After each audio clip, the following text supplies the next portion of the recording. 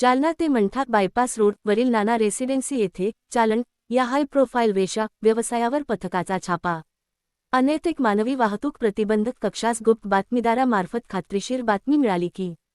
जालना ते मंठा जाणारे बायपास रोडवरील परिनिका हॉस्पिटलच्या पाठीमागे नाना रेसिडेन्सी येथील रो हाऊसमध्ये मालक नामे प्रताप हसनराव लहाने हे स्वतःच्या आर्थिक फायद्यासाठी स्वतःच्या रो हाऊसमध्ये महिलांना आणून त्यांच्याकडून वेश्या व्यवसाय करीत आहे अशी खात्रीलायक बातमी मिळाल्यावरून सदर माहितीबाबत पोलीस अधीक्षक सो यांच्याशी चर्चा करून त्यांच्या सूचनेप्रमाणे स्थागुशाचे पंकज जाधव यांच्या मार्गदर्शनाखाली अनैतिक मानवी वाहतूक प्रतिबंधक कक्षाचे प्रभारी अधिकारी व स्टाफचे अंमलदार यांनी मिळालेल्या बातमीच्या ठिकाणी छापा टाकला असता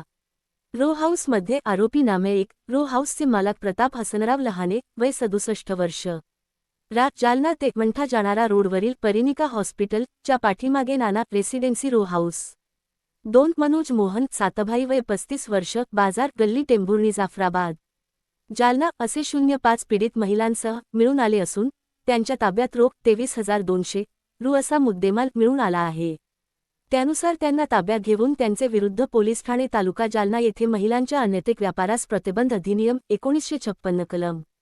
3, 4, 5, 6 प्रमाणे प्रभारी अधिकारी कक्ष गणेश शिंदे यांनी दिलेल्या तक्रारीवरून गुन्हा दाखल करण्यात आला आहे। सदरची कार्यवाही पोलीस अधीक्षक अजय कुमार बन्सल, अपर पोलीस अधीक्षक आयुष नोपाणी,